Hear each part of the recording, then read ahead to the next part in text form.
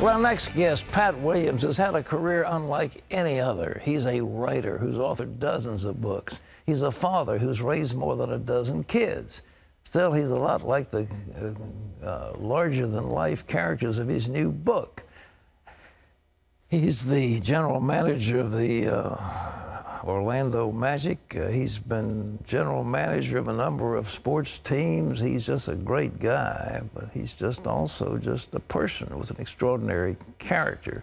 And that's what he's written about in his new book. It's not who you know, it's who you are. So please welcome to the 700 Club, Pat Williams. Pat Williams has been in professional sports over 50 years. While most know him as an NBA executive, he actually got his start in baseball as a catcher in the minor leagues. But at 24, he moved into management, which led to his career as a general manager in the NBA that spans over 4 decades. Now the senior vice president of the Orlando Magic, Pat is also a best-selling author, top motivational speaker, and father of 19 children. In his latest book, It's Not Who You Know, It's Who You Are, he shares what's really important to achieving success.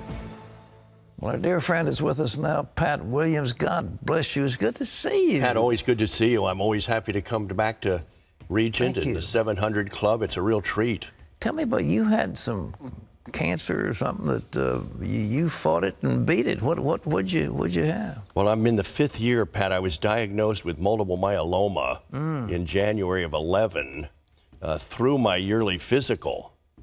There's the message, by the way, to your viewers. Don't neglect your yearly physical, gang. Okay. And through that, I was diagnosed with this form of blood cancer. So for 4 years now, 4+ years, I've followed the regimen of the doctors, and many people have been praying for me, and I'm grateful for that. And the last report, I'm cancer-free, so I'm very, very grateful for that, Pat. Well, and I've learned a lot, and the Lord has been doing a lot of teaching. Books? You're the most prolific. You just never stop writing books. How many? This is 20 or more? That's number 97, Pat. Come on, 97? Yeah, believe it or not. The first one came out in October of 1974, and so I'm kind of like, I kind of view it as airplanes stacked up at O'Hare. You know, when one takes off, the next one moves up. But this one's been fun. I've been in pro sports now for 53 years and have had the opportunity to meet so many interesting people in the sports world and the political scene and the media. And stories, Pat, always seem to pop up. Sure. The world is not made up of atoms, it's made up of stories. Yeah. And I tell people everywhere, save your stories, write them down. And when you have an opportunity to meet interesting people, do it. Yeah, yeah. Because you're going to come away enriched. And so this is a collection of about 150 little stories from fascinating people that I've encountered over the years. And we write them, and I've had a good time doing that, including, Pat, a story about you. My goodness. Well, you didn't tell all the truth, did you? Well, Pat, here's the story. I'm going to tell you this real quick. Okay. You invited me to speak at the Regent graduation up here some years ago.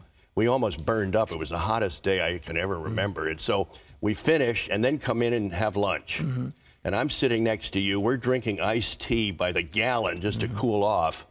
And I said to you, Pat, that 1988 presidential run, you know, why did you do that?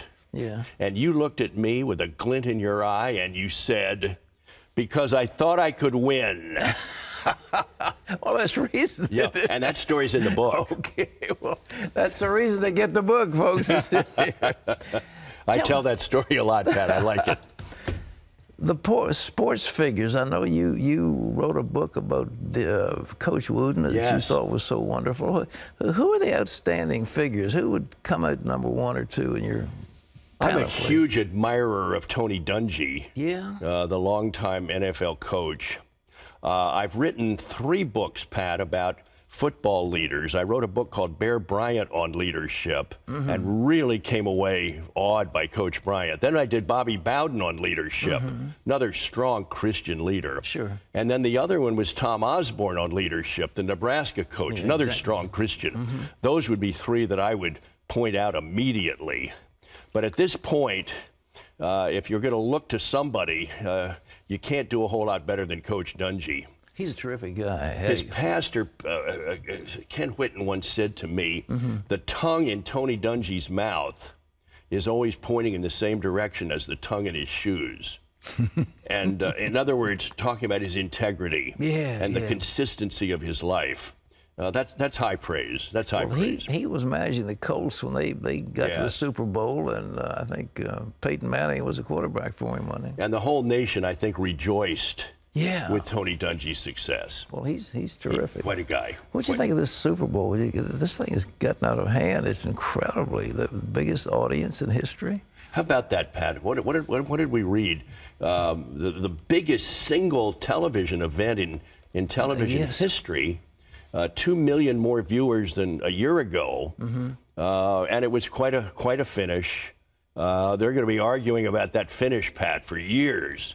But I enjoyed it. I mean, I was glued to the set, as was the whole country. Hey, you're a coach. Would you have called that play? Who called it? Was it the offensive coordinator that called it, or was it the coach? Well, it appears the offensive coordinator called it, and he's taken a lot of heat. I bet. think we were all expecting, hand it to the big guy, powered into the end zone, and let's go home. And suddenly, they're going to throw the ball. I wish we could go back and hand it off to that guy. I bet the Seahawks would like to go back. But anyhow, can you imagine the money, though? $4.5 million for 30-second spot is crazy. Yeah. Well, Pat, let's face it. We live in a sports-crazy nation. Yeah. And it means so much to this population. Whether it's college basketball and March Madness, college football, the pros. I mean, we all have our teams. We all have our rooting interest.